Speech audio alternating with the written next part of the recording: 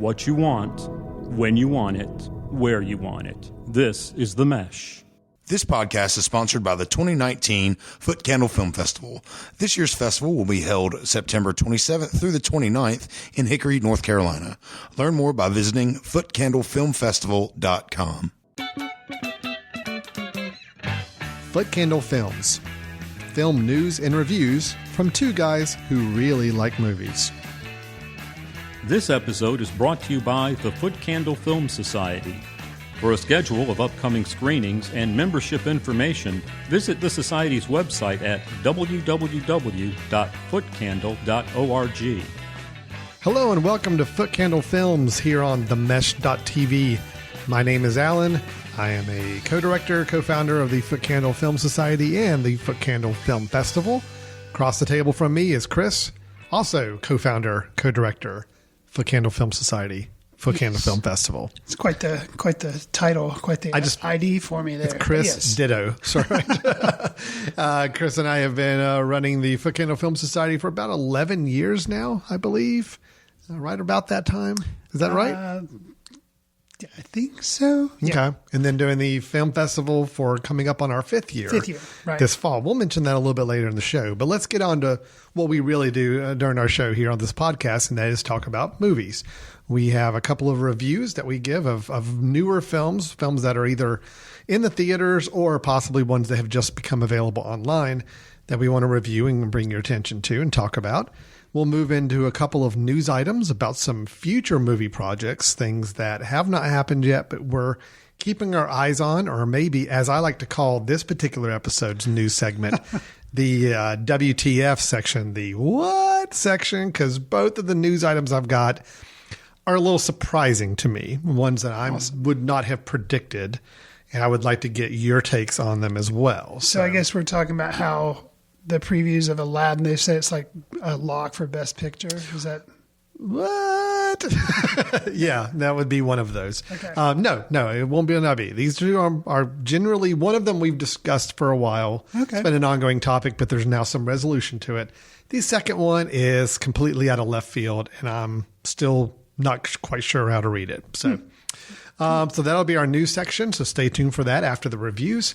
And then we'll finish up the show with our recommendations of the episode, where Chris and I both recommend a film that we feel like is worth your time checking out. Either it could be an old film, could be a more recent one, something you can find online, whatever it may be.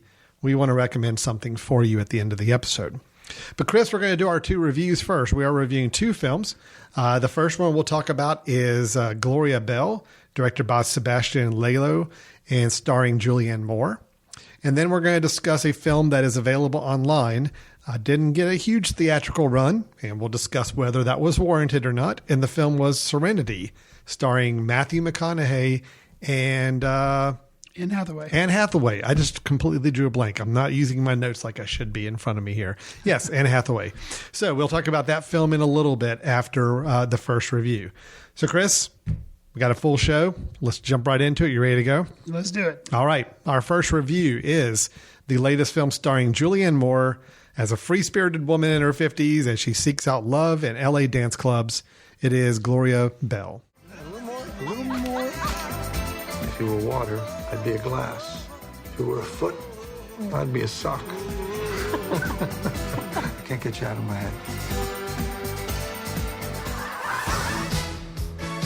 This woman is awesome. Treat her right. Respect her.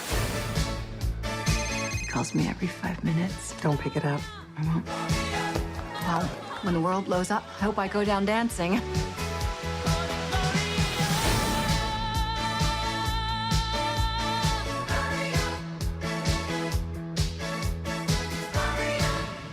Chris, as I said on the setup, Gloria Bell, starring Julianne Moore, is a film about a free-spirited woman. She's in her 50s, gone through divorce, has children, but she is still seeking out love. And part of the way she does that is by going and frequenting some LA dance clubs. Now, Chris, Julianne Moore is currently I think she's one of my favorite current working actresses. Okay. Not saying actress of all time, but just in the last 15, 20 years, her body of work has been pretty impressive. I mean, she puts out a lot of films. She does. And some of them are some of my favorite films. Actually, she got really recognized, I think, in Boogie Nights, Right. Big Lebowski, Magnolia, all films I love. And, an actor like her, typically you have that one defining role in your career where it's like, that's kind of what you're known for. It's a film that it's all, you're in every scene. You kind of have that really big meaty part that people associate with you. Right. The thing with Julianne Moore is she's actually had, I think, several. I mean, I think she's had several films that people kind of really think about as being a really great performance by her. She was in The Hours alongside Nicole Kidman and really did a great job with that. Far From Heaven, a film she did that got a lot of acclaim. And then she got nominated and I think won Best Actress for Still Alice. Yeah, I was going to throw that out. I don't know. She was definitely She nominated. didn't win. I don't know if she won or not. Okay. But she was definitely nominated. And Still Alice, yeah. Pretty amazing. Well, there again, that's the kind of performance people look at and say, wow, that movie was all her. Sure. And she put in just an award-winning performance. Now, here we have Gloria Bell.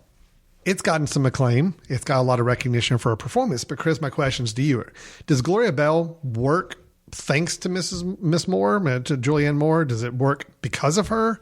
Does it work in spite of her? Or does it just not work? So that's my questions to you. When we watched this film with our film society, you threw out a little tidbit of knowledge that you haven't thrown in the show yet, but I'll go ahead and throw it out there.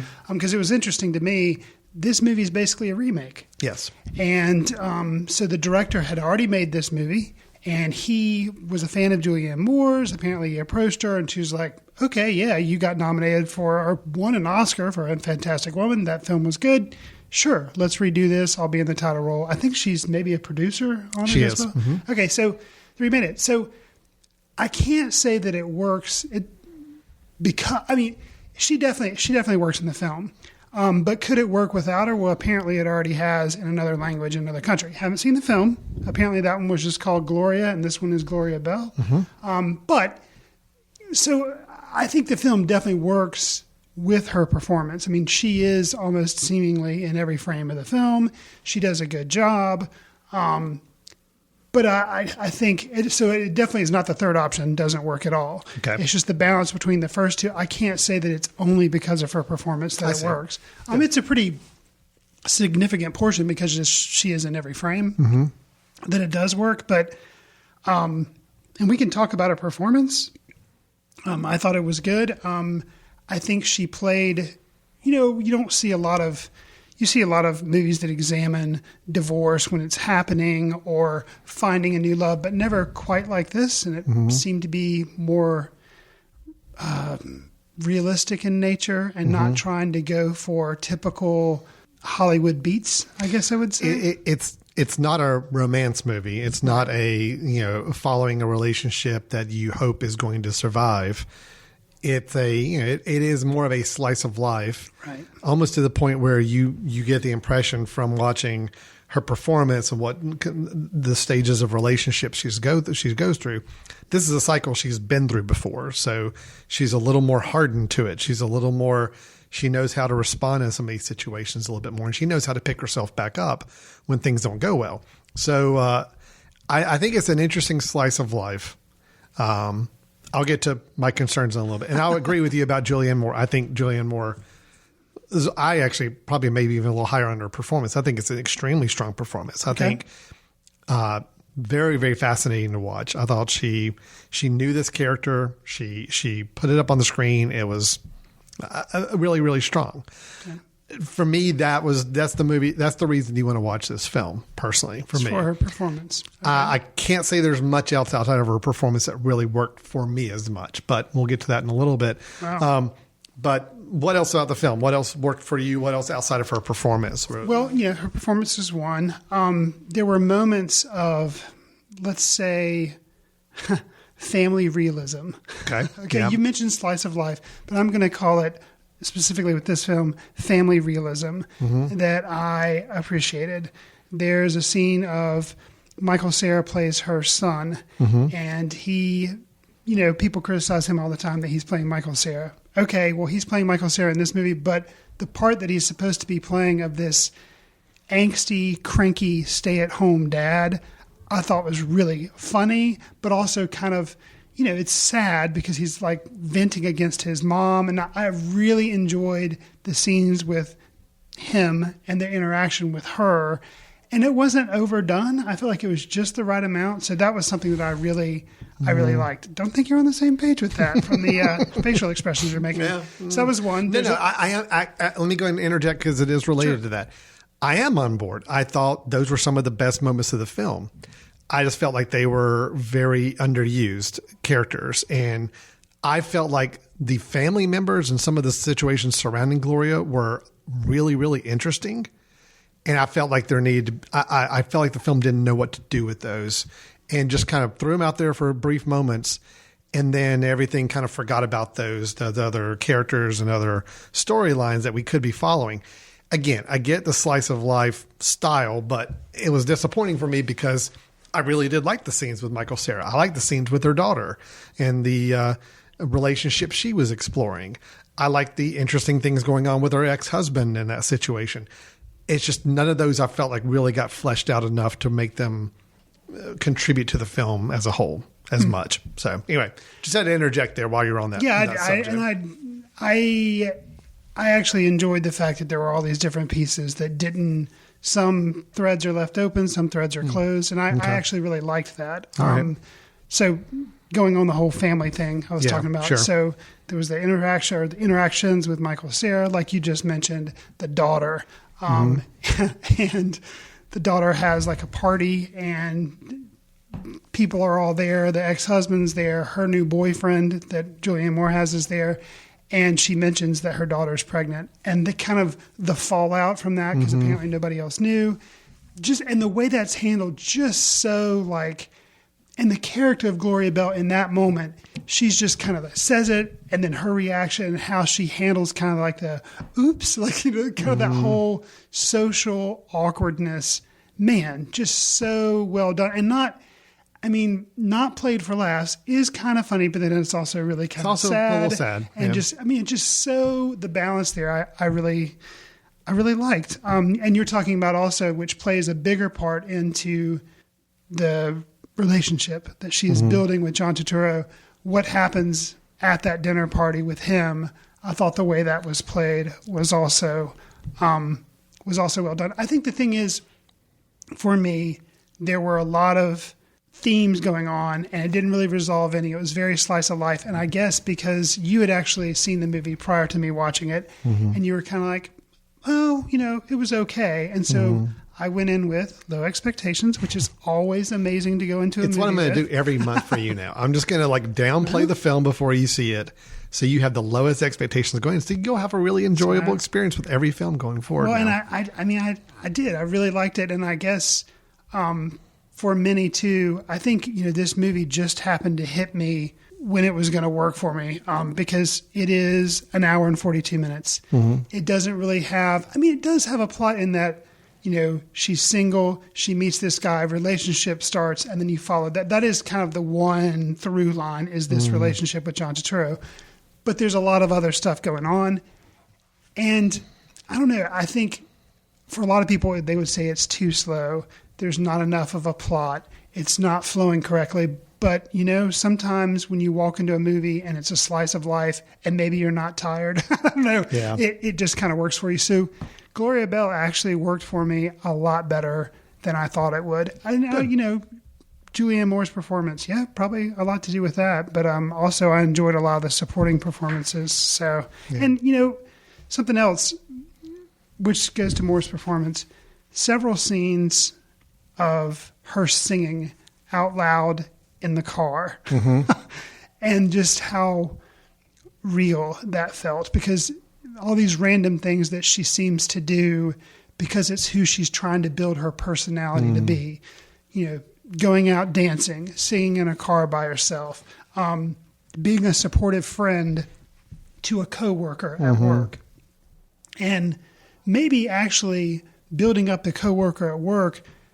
because she feels like it's a role she has to play, but she's kind of faking it because she needs somebody to help her in that way. And that's a little bit of the impression I got. I struggled with what the film was ultimately trying to do. That was kind of my big question. And not that I need a film to spell out or go and have some profound thing that it's trying to communicate. But I really struggled with trying to understand what it is I was meant to get from this film. What are we as the viewers meant to get? And it's a gap for me. Is it to say that life after divorce is hard? Is it to say relationships are hard? It is to say managing family members is hard. Is it that Gloria is putting on this persona and trying to affect other people around her because she desperately needs that for herself? It's a lot of things that I think you could answer yes to all of those maybe, but I just don't feel like the film did enough to really help me see what the director was ultimately wanting us to see. I guess that's my question with it. And seeing these little great small scenes with these great supporting characters were so good. And the realism of the film was so good. The performances were all really strong. I just felt like at the end of the day, I just didn't know what it added up to. So that was kind of my takeaway on it. I'm not arguing slice of life films. I love films that sometimes just are a fly on the wall to watch what's happening. But I normally feel like I can at least walk away with something that I grabbed from it that worked for me. And here I had a more difficulty doing that. So. Yeah, and it's weird because it's like I kind of had the complete opposite experience because I can keep throwing out scenes. I've already thrown out some that like there's scenes with a cat. I'm just going to leave it at that. Oh yeah, the cat was awesome. That was amazing. There's a scene with Her Name is Gloria, that song that everybody knows by Laura Branigan or whatever, the Gloria. There's a scene with that where she does sing that in addition to going out on a dance floor and kind of how that all plays out and her reactions to it and her wavering excitement about going out on the dance. Like that was just so well handled and said so much. And I feel like there are just all these scenes I can keep pointing out all these different scenes. So to me, obviously, they add up to being successful. I will say, and one other I will give, and you just mentioned it, I do think the ending of the film, probably the last 10 minutes or so, are great.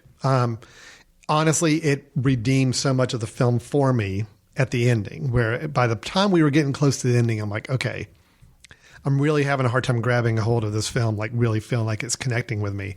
The last 10 minutes definitely redeemed a good bit of it for me because I love the way it ended. It's at a wedding reception and there's some interactions, a quick interaction that I thought was very telling about where the character is now at the end of the film and where it could have been so cliche to have this person hearing the song Gloria play overhead and you kind of get the feeling that maybe there's going to be dancing going. And yeah, there is, but the dancing is it works because it tells you where she is now versus where she was at the beginning of the film. So correct. I do give it that. So yeah. Overall, I think the film was good. It was tough for me to connect to it. Yeah, I struggled with trying to find where the film was wanting to go with me. Well, let's talk a little bit about, because we haven't addressed this, although I threw out that it's kind of the main through line of the movie.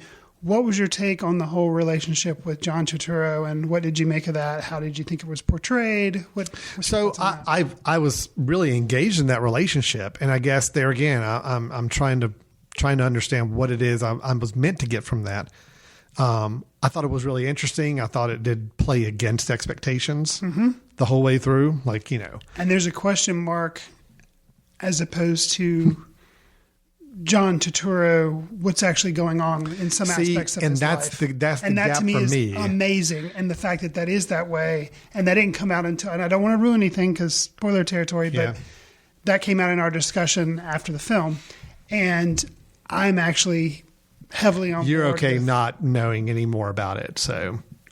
Well, I think there is enough there that I think I know what the deal is. See, that's another one of those fascinating points where it's like, I kind of want to understand a little more of that. Oh. And it worked. It still worked for me as it was presented in the film, but it's another one of those areas where I just don't feel like it just didn't add up to a total sum picture for me with that. All interesting things, honestly. And again, I think I've said this with other films, and I don't want to sound like a broken record, but this is the type of film where I would love to see a series around these families, these relationships, these people, because I think there's so much there that could go on that can create a total picture of the dynamics of living in a mixed, multi-relationship, multi-marriage, family situation that I think is really fascinating. I think the film gave us enough to be enticing, but I just don't know if the film gave me enough personally. So, well, since I've been, touting all the wonderful things about Gloria Bell, let me actually list some of my misgivings, because I don't think it's a perfect film. I do have some. The first is the music for me was all over the place. Yeah, and I understand when they're in the club, it was like she went to clubs that were kind of targeting people in her age range because they were playing like disco songs or older like 70s music. So even though it was current day, so it's like, it's trying to show you that these are like, hangout clubs for maybe older single people or whatever. That's not what I had a problem with. What I had a problem with was I felt like it was almost like Blade Runner-esque type music that they were playing. Other times they were like highly synthesizer. And I was just like, well, it was like we were going to veer into science fiction territory or something. I was like, what's going on? I don't know. I just don't know. That is a case of, I felt like I knew what the director was going for over the entire rest of the movie. But with those music cues, that really kind of threw me off. Yeah. And if that's what he was going for, cool. I guess maybe to make me feel unsettled, like she was feeling unsettled because she doesn't know what she's doing with her life. Maybe I'm being a little bit too gracious. Yeah, I don't know. But the music was kind of confusing for me. It was a little odd for choices for the film. I felt like it was. And something else which also didn't really work for me. One too many sex scenes for me. Not that, I get it. It's kind of unusual, kind of good for a 50-plus-year-old woman. They show it in a movie. It's a Hollywood movie. They still show them nude and having it's like, they're still humans. They're still, it's not like they're just showing 20-somethings or something. I get that. But I felt like it was a little bit too in your face with it. I felt like it was like, I get it. They're still adults. They're still trying to have a relationship and everything. Yeah. But I feel like it could have been dialed down a little bit. I don't know, something about it. I felt like maybe it was just a little much. And that could have helped with runtime, because actually some of the dance scenes too, I get it. She's going around to clubs, but with the exception of the Gloria dance at the end and the dance scene she has in the beginning, I felt like they could have been tightened up. And instead of an hour 40, you could have lost 10 or 15 minutes there. But, that's me. I'm always lobbying for the shorter film. So Chris likes the shorter films. I do. Mm-hmm. So. Okay. I'm with you on the music. The other items didn't bother me as much, so didn't notice that as much. Again, and I don't want to come across like I feel like I didn't care for this film. There are a lot of great things about the film. It just as a whole, it didn't work, but individual elements I thought were really great. So it did tie together for you, and I'm glad it did, because you want a film to work for people, and if it doesn't work for everybody, that's okay. This film it didn't work as that whole picture. However, I do recommend it, especially if you enjoy watching Julianne Moore perform. She's very, very good. If the slice of life type of approach to storytelling works for you, and the demographics that we're talking about with the characters and kind of where they are in their life at the moment sounds like something of interest, then yes, I think there's a lot to kind of get from the film. But I don't know. I'll be curious to see other people's reaction to it. Limited theatrical release, not getting a lot of screenplay, but again, I think that kind of unfortunately is the case with a lead actress, playing someone in her 50s and it, going for a demographic that obviously is older. Unfortunately, doesn't play as many movie screens these days as we would like for them to. So, all right. Anything else to share on it? No. That's, kind of along the lines of what you said. I can see the pacing maybe being problematic from some along the slice of life, but Moore's turn is impressive, and I could see it possibly squeaking in, being nomination worthy at the end of the year for her performance. Yeah, I would not be opposed to that. I think it'd be a great recognition, because again, do think she's really, really strong in this. So that's great. Well, that's Gloria Bell, directed by Sebastian Lelio, who, as Chris mentioned, the film is a remake, and it was a remake of Sebastian's own film from Chile, I believe, called Gloria. So that is should be out online, I would say, fairly soon after a quick limited release run in the theaters. Great. That's Gloria Bell. So now let's move on to our second review, and we are going to be talking about the Matthew McConaughey Anne Hathaway film Serenity. Please don't kill that man. What? I will give you $10 million to drop my husband in the ocean for the sharks. There's right and wrong, heaven and hell.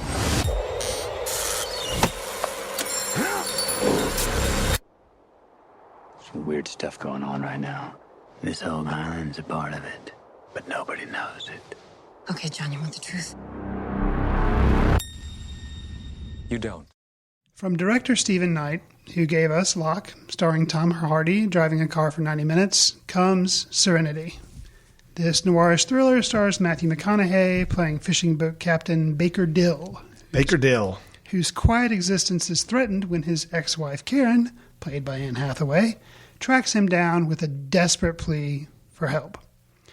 Now, to continue my introduction, I'm going to go to a guy on Letterboxd, Josh Lewis. He had described the film this way. I've tweaked it a little bit to avoid spoilers, but it'll help round out my setup nicely. At least I think so. Josh writes, "This is exclusively for people that watch movies and are like, man, I wish there was more Matthew McConaughey drunkenly yelling about tuna, a rock, and sucking on Anne Hathaway's chin. There are quite a few screams and line deliveries that would make Nick Cage proud, scattered throughout this very pro-rum, pro-butt, pro-murder, hoot and holler cinema gem. This is as pure a piece of nonsense screenwriting as one could hope for in their life."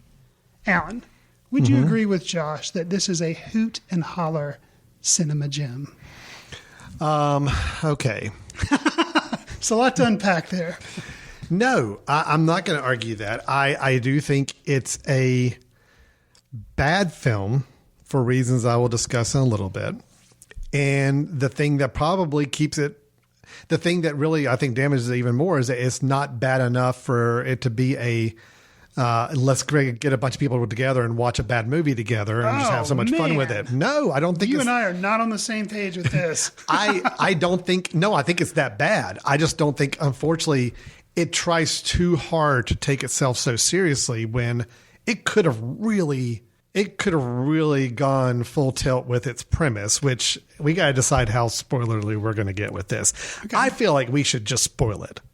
Personally. Well, let's see how much we can say about it without. Right. And then sure, I think we're going to have to. I mean, my whole argument has to do with logic, and I can't talk about the logic of this film without Well, here's the thing. Let's talk a little bit, and we'll go ahead and say that we will go into spoiler territory, because here's the thing we can just openly agree on, I think. Because this is Alan actually brought this film to me and said, "Hey, let's watch this and review," because we were looking for a movie to pair with Gloria Bell. He's like, "Hey, I want to watch Serenity." I'm like, "Okay." I remember that being at the big theater for like a week. People were ragging on how bad it was. It has like 29% Rotten Tomatoes or something, but it's got Matthew McConaughey, Anne Hathaway. Sure, okay. There is, let's call it a twist. And it is bonkers, which is what you had heard of, and you went ahead and went online and spoiled the twist for yourself. So you know I didn't think I would watch this. You knew going in what everything was going to be. I did not. Yes.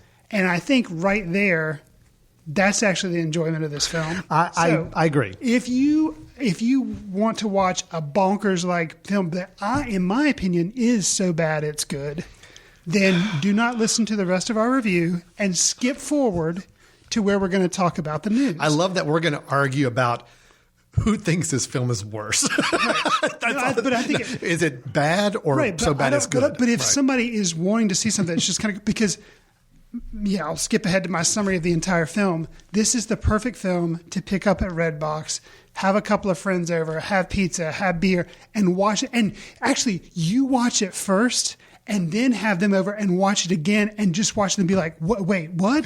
No, that doesn't make any sense. What is going on?" Like, doesn't make any sense. That's the phrase I expect to hear over and over. Perfect. Again, yeah. Like I said, like Right, I would well, enjoy doing that so maybe it much. would work if I brought in a group of people who had not seen the film. Right. For me, by halfway through and knowing what the premise was and what the big twist was, I wanted it to go full tilt. I wanted it to be bonkers. Okay. And unfortunately, I just don't.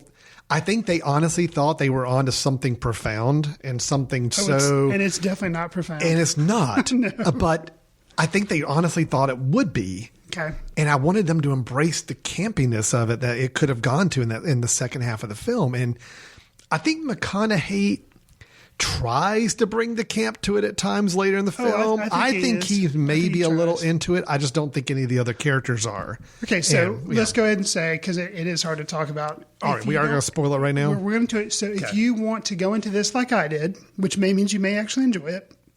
Even though it is a bad film. Listen, can we just skip to the Can we just real quick before we spoil it, before everybody skips ahead? Can we just say, okay, the film is on the surface when you start watching it. You have these two characters. They're on an island. Yes. Living in an island. Plymouth Island. Plymouth Island. And, there's Matthew McConaughey's Baker Dill, which love the name. Yep. And there's something to that, by the way, we'll get to. And Anne Hathaway plays Karen, like you already mentioned. Yeah. Well, it's the dynamics there. Matthew McConaughey is kind of this and if you watch the trailer, Islander guy. all that's set up. Well, the trailer really plays it up as a thriller. There's going to be a planned murder. There's going to be some romantic involvement. And and that's really about all you can really get into at that point. So and I think you can say Anne Hathaway it's his ex-wife. She comes to the island. Say that. She comes to the island and says, "Hey, I want you to kill my husband for me, my current husband." They have a child together. We can say that as well. That's revealed pretty early on. Yeah. So they have a child together, and that drives a lot of the drama between them. Yes, and they have a lot of that drives a lot of the drama later in the film or the twist itself too. So leaving it at that. So now we can spoil it. So now skip ahead if you don't want this spoiler for you. Oh boy. Yeah, this is awesome. 2 movies in a row you and I have disagreed on. First Gloria Bell, now Serenity. Well, I don't think we disagree. It's the level of disagreement we have on this. It's the level is how close or far apart are we with the same basic opinion that this is not a good film. Okay, do you want to describe the twist? Or let me do this. Okay. I can sum it up here. So what we learn about a little more than halfway through the film. Oh, yeah. Definitely. I mean, is that 2/3 probably. Matthew McConaughey starts to find out from some of the other characters informing him that he is actually in a video game. He is a character in a world that has been built by his son on the computer. Correct. Where he is a character Yep. whose whole purpose in life is to try to catch this really big fish. And we see him trying to catch this big fish early in the film. He's on a couple fishing expeditions and, he's like, he's supposed to be the one like taking people out that they can fish. But then, I see the big fish. I got to try to catch the big fish. And we don't really know what's going on. It seems a little obsessive, but now we find out he's a character that's kind of been programmed to do that. So now this world has been set up. this world that's been created on the computer supposedly has a no killing rule. Can we mention how disturbing it is that his son set it up and he's nude a lot in it? And that his son is set up so that he has sex with the ex-wife? I'm getting there, Chris. Okay, good. That is going to... I'm getting into that in a minute. This is a world that supposedly has a rule of no killing, which is something we are told by some of the other characters. In kind of an odd way. Yeah. And honestly, if you've ever played video games, especially these ones where it's kind of world building, where you're going out, exploring lands and interacting with other characters, this world is filled with what NPCs, non-player characters. Gotcha. So like created on the computer to interact with our main character and to give them information and to help steer them on their quest. So that's why they're constantly saying, go get the big fish. You need to go find the big fish, and he goes to Diane Lane, who is in the film, goes to her house and they have sex quite often. Yes. And it's almost like she's there to give him money. So that's the way he earns money in the game. Rich Dagan, this is developed by his young son. I think he is definitely not high school age. He's like middle school age. No, he's really smart. 12. And okay. So let's just clarify that his son has programmed the fact that he's having like his random father. acts of sex. His father is having random acts of sex with this woman who then pays him money. And that's how he makes money. Correct. In the game. And takes people out fishing. He does take people out fishing, but that doesn't seem to be very successful for him because he normally. No, it does. This movie is so much fun. So, all right. And so that's what we find out. And so everybody else in the game seems to know this and slowly kind of clues Baker Dill into this. Right. Baker himself doesn't understand it and has to kind of come to this realization, but he also occasionally hears voices, which we find out is the kid talking to him through the game. Oh, the first time that's done. Yeah. That was my first thing. I was like, okay. Yeah, something's up. Something is up and not being handled well screenwriting. So the son, Anne Hathaway, the mother, as Karen, in real life, Karen is married to a guy, a man who is pretty bad. He's abusive. And he's also really bad to the kid too. Jason Clarke is the actor. Jason Clarke plays Frank. So now the kid in the computer game wants his father, who, by the way, his father is dead in real life. He was we're spoiling that, right? Yeah, Iraqi war, died in the war, I believe. Yes. Okay. Yes. So his father's passed away, but he's recreated his father in the game. So important point there. They were divorced in real life, or they were not divorced and he died and then she got remarried? I don't know. Because that's something I don't think the film really gives us that information. We just know that Karen is now married to this Frank guy. Frank's a jerk. Right. Bad to both of them. I think he died and then she remarried. Okay, but that would make sense. Because they set it up so that Baker Dill ends up being like the perfect human being and glorifying him too much. So I think he had to have died and then she remarried. So the kid, the son, basically starts putting thoughts into Baker's head. Or no. Karen in the game, the Karen character approaches Baker and asks him to kill her husband, who Frank is in the game too. Correct. But see, that doesn't work Baker, because the son would have to be programming the wife to say this. I know. Yes, exactly. Yes. So Baker at first doesn't want to do it, but then then basically he meets Frank. Frank is pretty bad. Yep. And then he starts to get the idea that maybe Frank has been bad to his son. Correct. So he's like, okay, fine, I will kill him. And so they go out on a boat and, hijinks happen there. But, okay. Where do I go? But he doesn't kill him though. No, he doesn't. You're right. Yeah. That's right. So then the fish, Alan. No, but yeah, and then we find out again. We're spoiling everything, and that's fine. Right. We find out at the end of the film that the son in real life has killed Frank. Yes. Stabs him. Mm-hmm. But then there's an odd sequence where somehow the son is now in the game visiting his father. Because he's in prison, and apparently they don't take the computer away from him, which you would think they would, because this is what led him to then kill the guy. But they let him continue working on the computer program. So he programmed himself into the game. He programs himself into the game so that he can meet his father. And that's the end of the movie. And that's it. So we've really spoiled it. But it's all a computer game. It's all a computer. See, the thing is, let's talk about why this doesn't work. Well, let's talk about some of the reasons. Some of the reasons why I like it. Okay, I think we've thrown out a bunch of things that don't work. So, I think you'll agree with a lot of them. It's just I ended up having a better experience. I think because I didn't know the twist. I didn't know what the. I think you're right. I didn't know what the heck was going on. Chris, I'm never going to read a spoiler about a film again. And I never do. I think that's my takeaway from this experience. It's like, because you were intrigued, but you're like, oh well, they say it's bad. Like, no, just go ahead and Redbox it. I should have. I should have just watched it. Yeah. I admire the desire, and I know you're nodding your head already. Yep. I haven't even finished. I admire the desire to give viewers something that is unique instead of driving safely and staying in the thriller lane. Absolutely. If it had driven safely in the thriller lane, this would be a 1-star, half-star film for me because it is terrible. But what it tried to do was throw the twist that doesn't work, that's problematic for several reasons. But I admire for them at least trying something different. I wrote right here in my notes, I admire any film that's willing to try to do something different and play against expectations. And actually, I think all the actors, given what they had to work with, I think Matthew McConaughey is pretty good.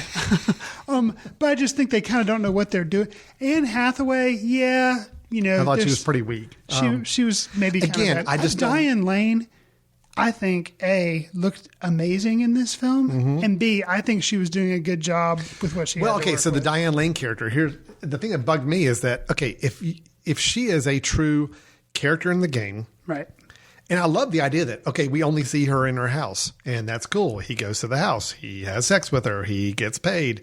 That's his interaction in the game. And he gets to see her sometimes because he brings her cat back to her. Right. So it's like a mission. It's like the mission is you find the cat, you bring it to the Catwoman, and you have sex with her, and you get paid. Oh, so because she's older and she's the crazy cat lady. There you go. Okay. But then there's like a point later in the film where she shows up at his house and all that. I'm like, whoa. No. You're a character that stays in your house. So anyway, there's little things like that that start to break down. But I agree. I thought she was pretty good.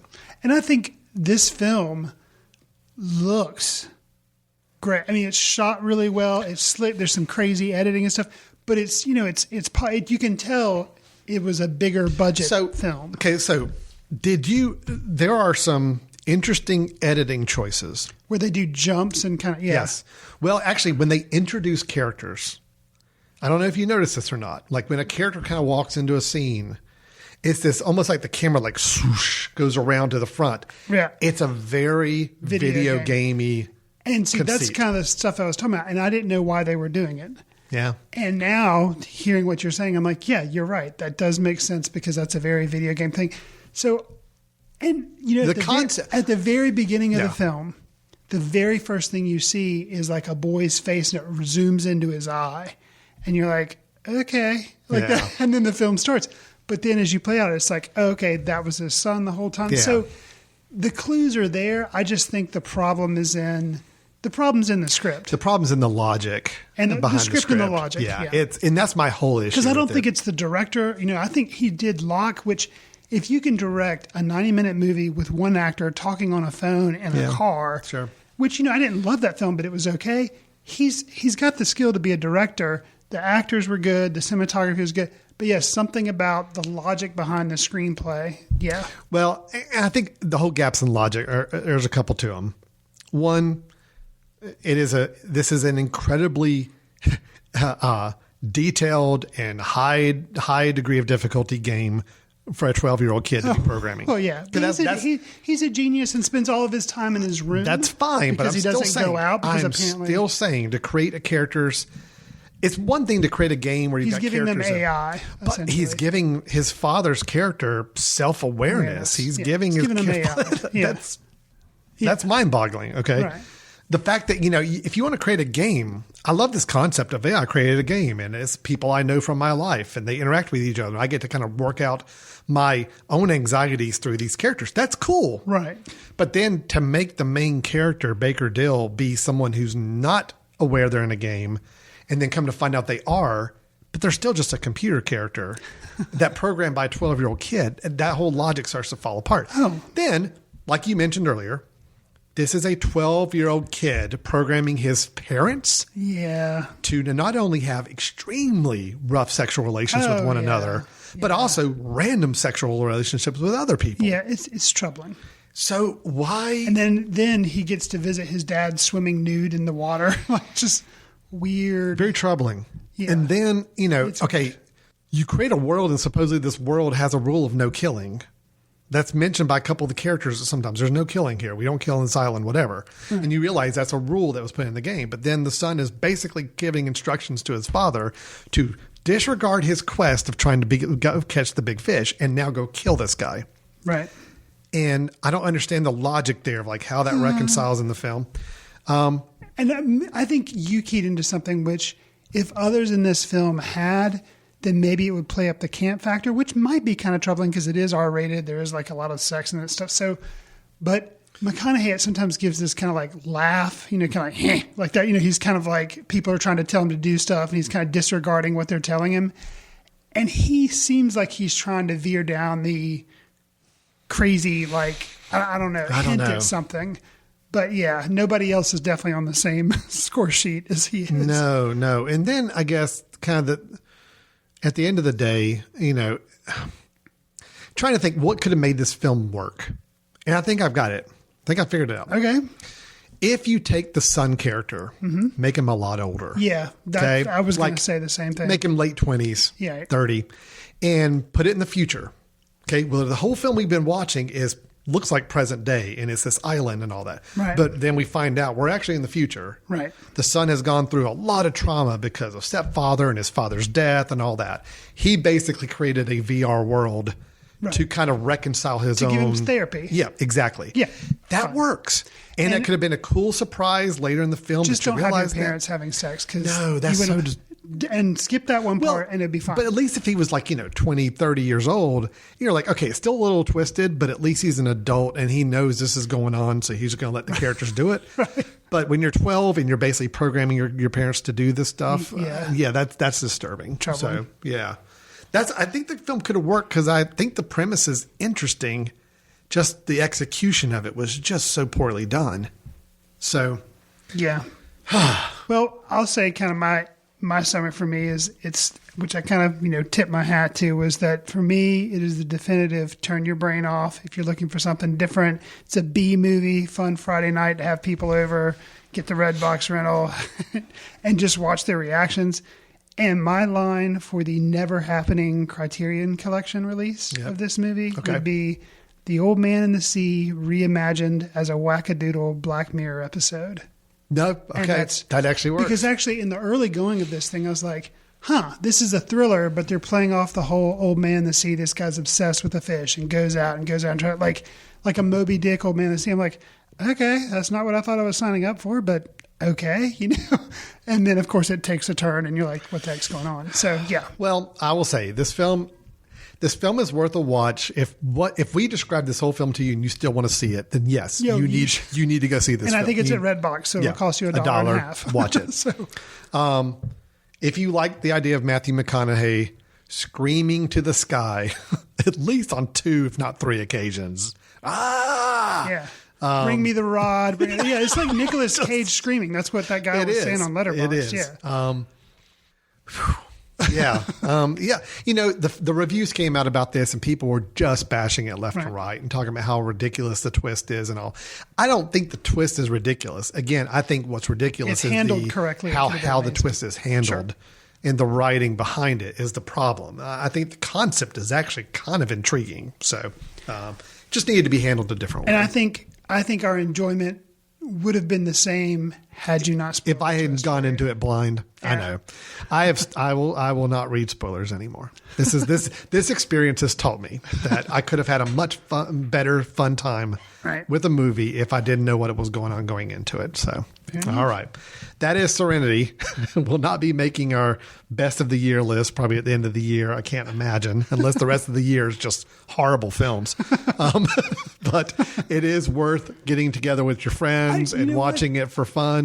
Or again, if you just want to see two or three really, actually 5 or 6 really good actors, not know what the heck going into a very bonkers film. So, something else I regret, because our year-end lists, this may be it's definitely a candidate for like my most unexpected, like what's the biggest surprise? Biggest surprise, because it was actually fun. I had fun watching this movie. My regret, granted, I would have had to pay more money, is if I actually saw this in the theater. Yeah, paying $10 for this. It would have been like a happening type thing, and go like opening weekend, which I never would have done. But like the theaters, probably, Matthew McConaughey, there are probably some people there, people like Anne Hathaway. Theater would be packed, and then people just going like, what is going on? And laughing at some of the things, because you're like, this isn't me. Like, I think that would have been interesting. That would have been really interesting. Yeah. Some people walking out probably really mad. That is Serenity.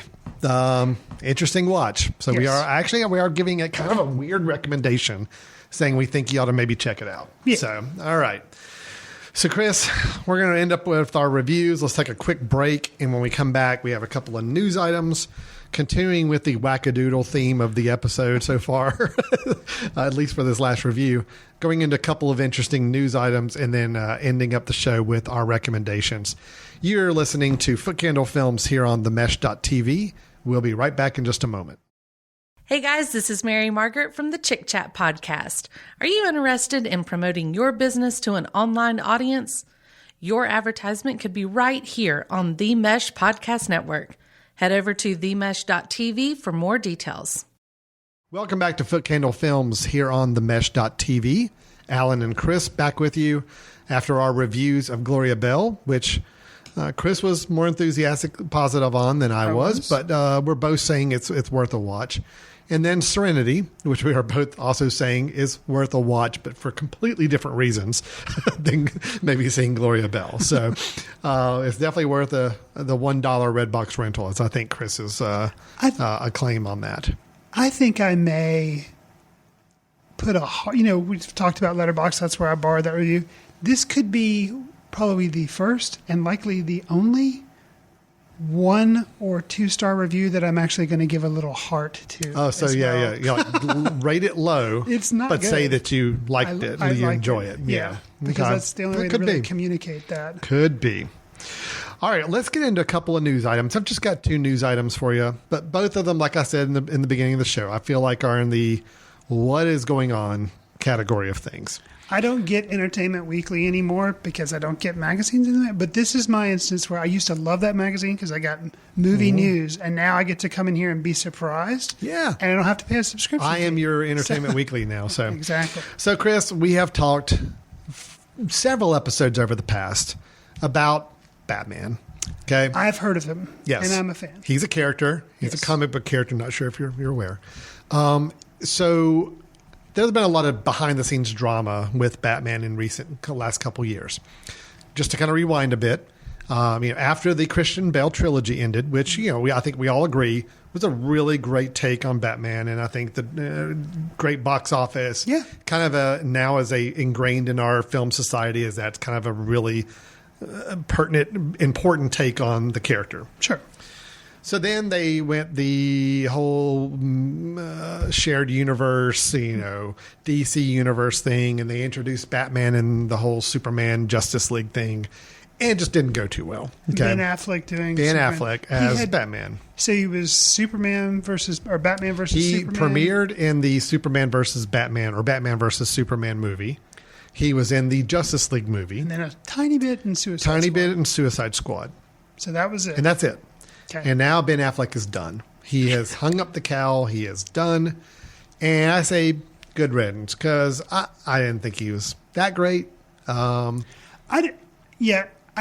wasn't horrible, but I just didn't think he wasn't horrible, but he wasn't also. It's like not after Michael Keaton, Christian Bale. No. Ben Affleck just does not fit in that lineage. And I don't think he's a bad actor. I just think. I don't. I do. Okay. Sorry, I'm not criticizing your choice. I'm saying I have a different. I think it's fine he left. I just think just the writing wasn't there. It wouldn't work. Wasn't working. Yeah. So. I think last time we talked about this, I had my prediction. I had my hopes on a Mr. John Hamm. Bat-Ham. Yes. I wanted hashtags done. I don't think it caught on online. Come on. I tried checking the other day. I don't think anybody was hashtagging Bat-Ham. Maybe people were doing it with 1 M and I was checking it for 2 M's because John Hamm's name is the correct spelling. But anyway, this week they have announced, and I'd say we're at 99% certainty on this, although it's not official Warner Brothers release, but every news outlet is saying, yes, this is a done deal, that the next Batman has been cast. It is Robert Pattinson. If you recall that, got to start more as the Twilight saga. Oh, he was the Twilight dude. He's the Twilight guy. However, since then, he has done some really interesting film choices. He's just recently, High Life. I'm drawing a blank on some of the other films he's been in, but he's been in a good half dozen. Cosmopolis. So he's done some really interesting. He has not gone with a mainstream film. Oh no, at all. No, since the Twilight saga. Right. So I think this is a very interesting choice, very surprising choice for me. It's not someone at all I would have envisioned for this role. And I know there's been some jokes online, even just in the last 24 hours about, here he's from Twilight Saga, the whole vampire thing and all that. But you know what? He's a good actor. Oh, I think he is. And I kind of am now curious to see his take on the character. But they're obviously going younger. Batman, They've got to be going younger. I mean, Robert Pattinson is not very old. Sure. Now, from what I read, is that he is a year or two older than Christian Bale was when Christian Bale started the Batman trilogy and Batman Begins. I think Christian Bale was 31 or so when he started Batman Begins. I think Robert Pattinson will be 33 when it comes around for him to be in the film. Okay. So he'll be about the same age that we saw Christian Bale. Christian Bale did play a younger Batman in that first Batman Begins movie. So, right. I'm very curious. I think it's a very interesting choice. The film is slated to be released in 2021. So we're still 2 years off. And it is directed by Matt Reeves. And Matt Reeves, you may know, I think he got to start with Cloverfield. Oh. But then he did the two most recent Planet of the Apes films. Oh, yeah. Okay. So okay. I don't remember is it War and Rise? Is that the two, War of the Planet of the Apes and Rise of the Planet of the Apes? I can never get those things to start. But yeah, okay, he's done the Planet of the Apes films, which I liked. They were well-made movies. Right. So he's got some action movie cred. He's got action movies with a little bit more to them than just, action scenes. Right. I think he brings out some pretty good performances in his actors. So that's the plan. It'll be called The Batman, coming out in 2 years. Well, I think I'd do the magic of the internet. I've looked up some of his more recent films so I didn't have to just stick Cosmopolis, which was one of the ones he did. But he also did The Lost City of Z. All right. And A Good Time. That was one of the Good Time is the one I was trying to think of. One of the really recent ones that was just 2017 that got him a lot of acclaim. Wasn't there like a Western he was in recently too? I don't know. There was The Rover, but that was like a apocalyptic thing, which was also good. Okay. In The Yeah, Rover. maybe that's what I'm thinking of. Okay. So, yeah. Yeah, right. that he was good in The Rover too. So yeah, I've had some Robert Pattinson cinematic experiences that were good. So because I actually have seen, I believe, the first Twilight film. I've not seen it. And I laughed throughout, I've not except for seen at the any end of them. when I cried because they played a Radiohead song. And I cried because I was sad that They that played got licensed. Radiohead song in the movie. Oh, and it was gosh. it's one of the songs I like, and they licensed it to the film, so I cried. But yeah, yes. that's no good. I like Matt Reeves as a director. Robert Pattinson, because he makes interesting choices. I believe he is capable of giving us an interesting Batman. So, I think he can play him very intense, which Batman's an intense character. Yeah, when done right. And the other thing that Matt Reeves has done, I forgot, is he did Let Me In, which was the remake of the okay.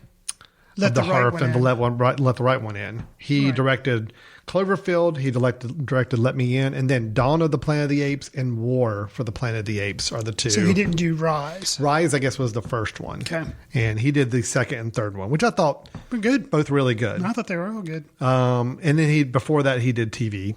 Okay. Before those 4 films.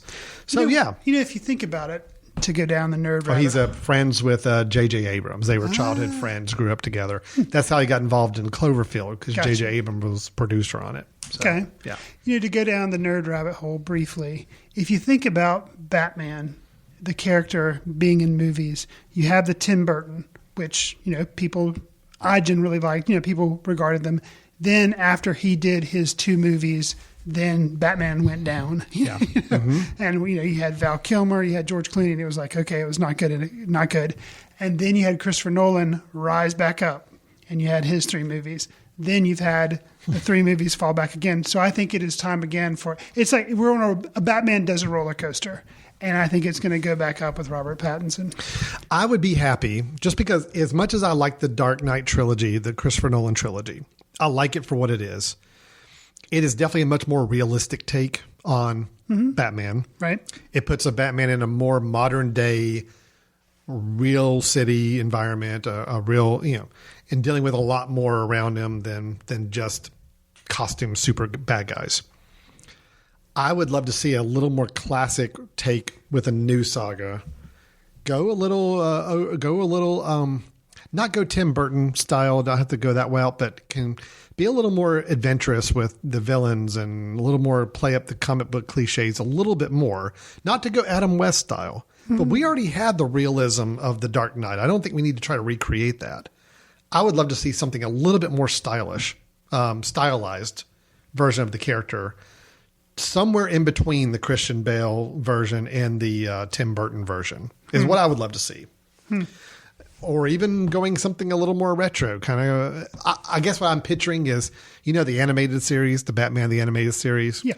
That to me is a great style of Batman storytelling that we haven't really seen done really exactly right on the film. I haven't felt like yet. Tim Burton was very much a Tim Burton style Batman. Sure. Then we got the really over campy done versions. Joel Schumacher. Yeah.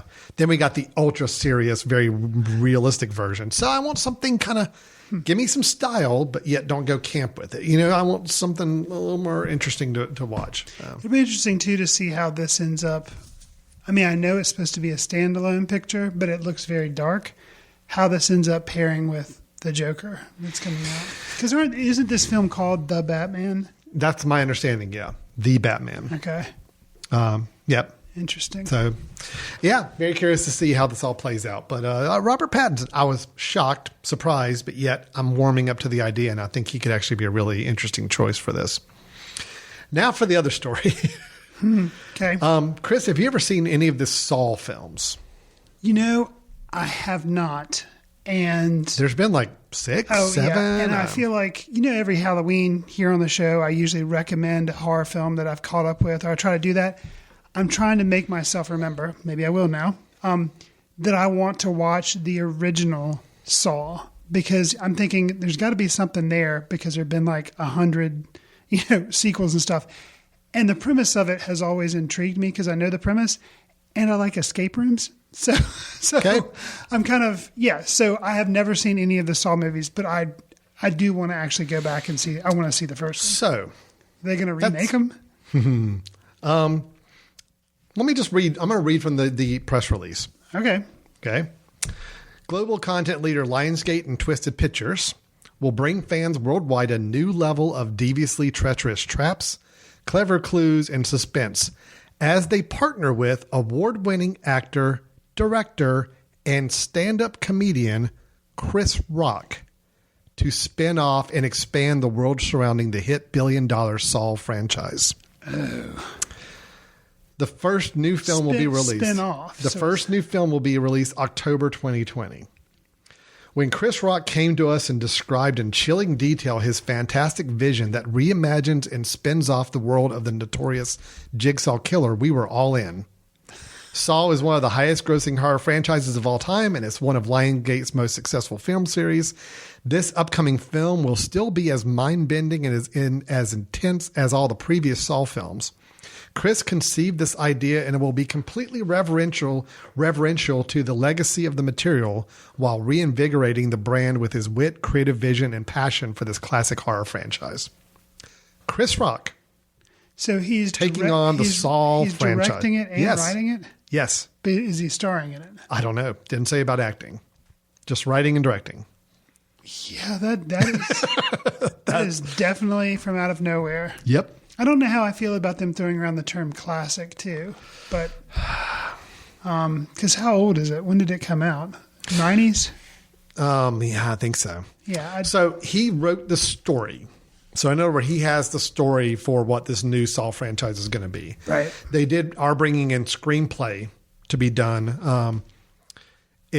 While the story is Chris Rock's, the screenplay itself is being left to the team that wrote the successful Jigsaw.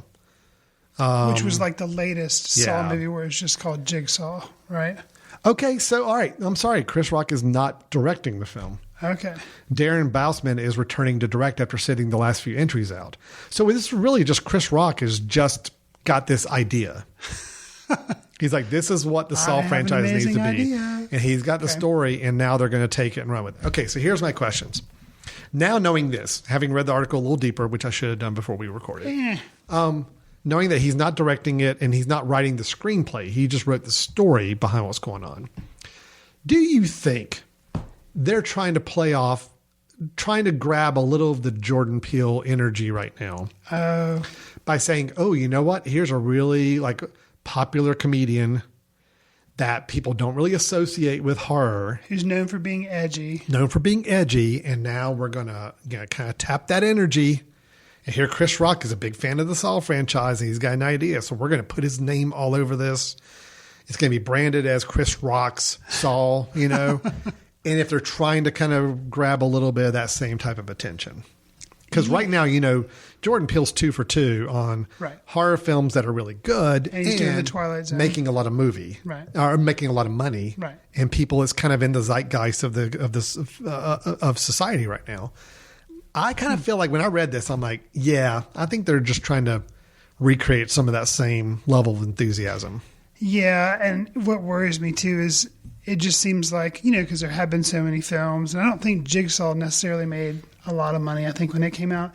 And there was a film that came out, I think, this year that I actually was kind of interested in because, as I mentioned, Escape Room. I like escape rooms. Yeah. And it was called Escape Room, and I heard it was terrible. I still may watch it whenever it's on like Netflix or something like that, but yeah. So that's what worries me. It just seems like, you know, maybe he can provide a new premise or an interesting premise, but I don't know. So I have to give it up to birthmoviesdeath.com where I read this at first. I love their idea is they say, okay, so what if Chris Rock's Saul is bringing in all of the Adam Sandler grown-ups cast to be the victims? And I'm like, you know what? I actually think that's kind of funny. Have David Spade, Adam Sandler, who's the guy, the Kevin Nealon? And no, he was on the King of Queens TV show. Kevin, he's a zookeeper. James. Yeah, Kevin James. Have those guys, and they all be people that are victims of the Jigsaw. So that would be kind of funny. So anyway, so like I said, 2 stories for us to chew on that I thought were a little out of left field for me. One I'm happy about. One I really don't know what to make of it. Yeah, that's bizarre. Yeah, it is. So that's our news for this episode. Now, Chris, you and I always end up the show by giving our recommendations. So this is a film that we've either caught up with recently or just kind of came back into our recollection as something that we want to recommend to people. If you're looking for a film to catch up on over the weekend or just to fill some time, we got a couple that you may want to consider. So, Chris, you want to start us off and tell us your recommendation? Sure. So I'm going to recommend the Korean film from 2018. I think a lot of people were surprised that it didn't get nominated for Best Foreign Film last year for the Oscars. I'd heard a lot of people talking about it, but then didn't catch up with it. It's called Burning, and I'm recommending it because it's an unusual film. It's kind of like a take on The Great Gatsby, but done in Korea, a reboot of it. And it's just really bizarre. It kind of centers around this guy named Jong-soo. He bumps into this girl who he remembers from his neighborhood when he was little. They kind of start to form a relationship. Then she goes off and says, hey, take care of my cat. Here again, tying in a cat like we have with Serenity. Except this is really kind of a thriller, but kind of unusual thriller, just like Serenity, if you can call it that. She goes off on a trip.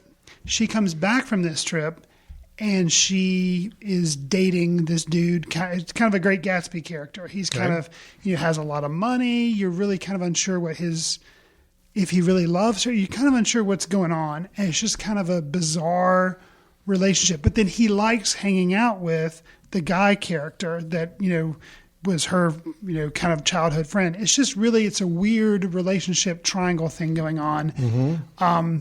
And the ending of this film, I did not see coming. Really? No. Nice. Not for the children. This is kind of violent. Yeah. Or there's some violence in it. And the whole thing, the title of the film comes from this interesting idea that the boyfriend or the mysterious guy, I guess we'll call him that, the mysterious man who comes back from Africa with the girl, he has this secret hobby of he loves to find abandoned greenhouses and set them on fire and watch them burn. And so that's where the burning comes from. So it's, it's got the slow paced kind of from Gloria Bell and the thriller aspect, except much better done from Serenity. So it's an interesting film from Korea from last year, and I think it's worth checking out. So okay, very cool. No, that's definitely one I've been wanting to catch up with. So yeah, it's on iTunes rental, and you can get it on Netflix. I think it's also Amazon. So great, it's worth checking out. My recommendation, and Chris, you and I have talked about this off mic, but I don't think we brought it up here on the podcast yet. I am a big sucker for concert films. Okay. Love concert films when they're well done. Doesn't even matter who the band is. Doesn't matter who the performer is. If it's a really good concert film, shot well, paced well, and especially if the performance itself has some other artistic aspect to it besides just somebody playing and singing or performing, then that really works for me. Stop Making Sense by the Talking Heads. Love it. Which I finally caught up with a year or two ago. Okay. And I was a huge fan of it when I finally caught up with it. It's great. And it's so much artistry behind it, but yet the music's also good. And just whether you're a Talking Heads fan or not, you've got to admire the film for just how it's put together. Sure. I think we even both kind of gave a good passing review to the Justin Timberlake concert film about a year or two ago that he did that was released online or HBO or online or somewhere. It was a Netflix thing. It was one of Jonathan Demme's thingies. Yeah. And it was good. Again, I'm not a huge fan of the music, but I thought the performance and the way it was put together was really great. Sure. So it was with a lot of interest that I heard that Beyonce had come out with a concert film, Homecoming. It was basically her Coachella performance from last year over 2 nights put together into a almost 2 hour and 20-minute film where you have the entire concert, but then you also have some interesting cutaway sequences in between, black and white film footage of, them preparing for the performance or going through some efforts with her latest album and how that's coming together. I thought from a art standpoint, this is a fascinating performance to watch. A couple of things that are really interesting is it's shot over 2 nights. Mm-hmm. So she put on the same performance 2 nights in a row. But they wore different costumes both nights. So one night they're wearing yellow. All the band and the performers behind her are wearing yellow. The next night it's pink. In the film, they cut them together. So you're in the middle of a song and all of a sudden everybody's clothes change. You're like, what? And you don't really know what's going on. But the fact is they edited it and put it together so seamless that, it looks like a special effect. But of course it's not. It's just that's the way they made the film with 2 nights of filming. 2, you have a performance where it's an interesting stage where it's a giant wall behind her of bleachers almost like stadium bleachers. Absolutely bleachers. And it's rows and rows of college marching band performers and dancers. And the whole thing is geared towards this kind of more historically black college and universities, really playing up the energy of those marching bands and those performers.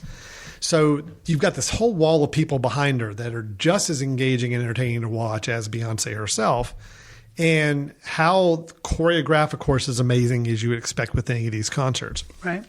So you've got, to me, a perfect combination of the music is being performed by the marching band. So everything has that marching band sound with the horns and the drums all throughout the music. And just, again, I'm always fascinated when I see people performing for 2+ hours, heavily choreographed, and everything just looks flawless and so well shot and so well directed. So I think it's a really interesting concert film to watch. Again, I'm not a Beyonce fan as much, Sure. I think she's very talented. I think the music's really good. I just, it's not my music that I enjoy and will listen to in my car, but it says something for you when the concert film starts and you find yourself wrapped in to the music, even if you've never heard some of the songs before. And it's just a great performance to watch. So I do recommend Homecoming. I think it's a really interesting film to watch if you're into concert films at all. And it's very, very well done. And just even like the opening sequence leading up to the first song, Crazy in Love, just great. The whole way they build that up. And when it kicks into that song that everybody knows, just the energy behind it is so wonderful. So anyway, that's my recommendation. I know you caught up with it. I saw your Letterboxd rating. You liked it. I did. Curiously, some of the stuff that I felt like, some of the stuff didn't work for me because I felt it was being too going to be artsy. Yeah. I liked all the concert stuff. That was all good. The behind the scenes stuff worked for me. They went black and white. That's fine.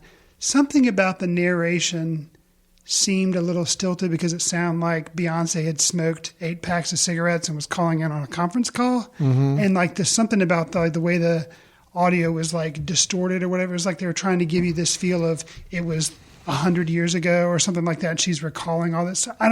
Something about that didn't work for me. Okay. And then another thing that didn't work for me, although I think it did for you, was for some reason they have all this beautiful HD widescreen footage that they're all shooting at this concert. They're cutting back and forth between two nights. The only thing I can think they did it to cover when they didn't have something else. They cut to some like high 8 or super 8 footage of like, and I'm like, why are you shooting that? Yeah. Because this isn't a 1970s. This isn't The Last Waltz. There's nothing. It doesn't look great. It looks to me, it looks dumb. You're losing the you're losing the screen image because it's getting cropped down.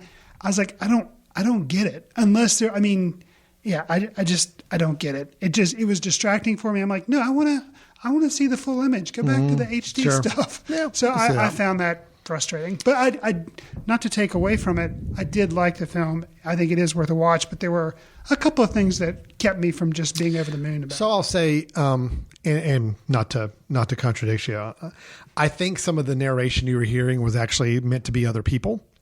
Really? Because supposedly Maya Angelou. Oh, no. Not You're not talking quotes, about those? Not the quotes. No. I'm talking about when it was obviously Beyonce. Oh, really? Oh, okay. No. sorry. No. Okay, gotcha. I'm not talking about the quotes. No. Okay, I see. No, that's fine. Just No, make because sure, that plays into the whole HBCU thing, and like they put quotes up on screen as well. No. Okay. Not that. This is like Beyonce talking about, I had a hard time with my pregnancy. Yeah. I see. Like, what is happening here? Gotcha. It just doesn't. And maybe she walked off stage after doing the second night, and they're like, hey, we want you to just talk about some recollections that you can put a voice over. And she's like, okay, maybe she was hoarse because she just sang for 2 nights in a row. Like, I don't know. It was jarring to me. Okay. All right. So, fair enough. Yeah. It was weird. It's an interesting concert film. Yeah. And I think a lot of energy, a lot of passion in it. And it's definitely infectious, you know. Oh, yeah. And I admire all the hard work. And they show you the behind the scenes, what it took to get this thing to Coachella. And honestly, also amazing, happened in 2018. I think they put it out this year on Netflix about the same time that Coachella was happening again. They did. They kind of timed you it. basically had a year. So just, an artistic achievement, and it's definitely worth catching up to. Cool. So that's our recommendations. You've got Burning available online and Homecoming on Netflix specifically that we do recommend checking out when you're looking for something to fill your movie going time. And that wraps up our show for today. So we had our reviews of Gloria Bell. We had our review of Serenity. We talked about the new Batman casting, and we talked about the new Saw franchise rebooted with Chris Rock. I just wanted to say, like, Saw, a Chris Rock joint. That's what. Yeah, well, kind of playing that angle a little bit. And then our recommendations here at the end. So, Chris, anybody who wants to correspond with us, have some feedback to anything that we said during the show, wants to give any of their own opinions, how do we recommend they do so? So you can send us an email to info@themesh.tv with Footcandle in the subject line. You can also follow us on letterboxd.com, and that's without it's just letterboxd.com. We both write reviews and stuff on there from time to time. Well, I log the films I see. I don't always necessarily review them. I will give them a star rating. I'm a bit more active, I guess, on Letterboxd. You normally have some nice things to say. We're also, we are on Twitter at Chris Fry, at Alan Jackson, and there's also at Footcandle Film where you can follow us on there as well, and tell us, message us on there and tell us what you like. We were obviously so far ahead of the Twitter game when it got started that we have our actual names. That's right, true. Which is pretty amazing. People are still amazed when I tell them that. But yes, I am at Alan Jackson. You are at Chris Fry. Perfect. And one day the country music star may decide to buy it from me. I'm open to discussions. He's waiting. I'm my cell phone's sitting by my side waiting, so call me anytime. You can also subscribe to us on iTunes. Leave a star rating or a review to help us reach new listeners. I would like to say that if you happen to be following us or you are subscribed in iTunes and you only have the recent shows, I think they only go back a certain number. I'm not sure how many, but they only go back. They only archive so many shows through iTunes. But if you go to themesh.tv and you find our show, Footcandle Films, on there, we have every single show we've done, starting with our first in 2011, which was a review of Win-Win. Oh, yeah. Good times. It's all back Good there. times. So you can go back and listen to how rough we were when we first started out and what polished people we are today. Yeah. But anyways, those are a couple ways you can see or listen to past shows and keep in contact with us if you would like. Last thing I'll do is I will plug our 2019 Footcandle Film Festival that's happening this year from September 27th to the 29th.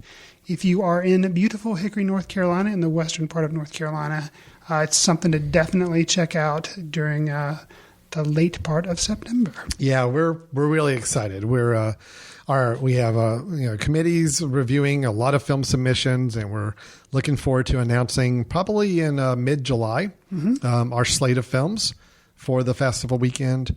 Tickets will also go on sale about mid-July time once that's announced. And like Chris said, if you happen to be in the area or want to come visit for the weekend, we have a really good time. It's a lot of fun visiting filmmakers from around the world.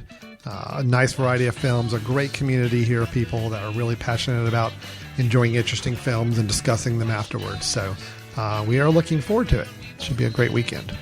All right, Chris. With that, we will wrap up this podcast episode.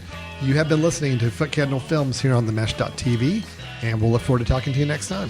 See you in the ticket line.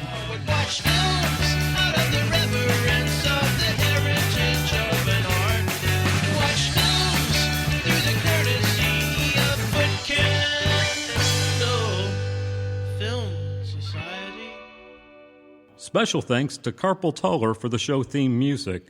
For more about Carpal Tuller, visit www.carpaltuller.com. You've been listening to The Mesh, an online media network of shows and programs ranging from business to arts, sports to entertainment, music to community. All programs are available on the website as well as through iTunes and YouTube. Check us out online at themesh.tv. Discover other network shows and give us feedback on what you just heard.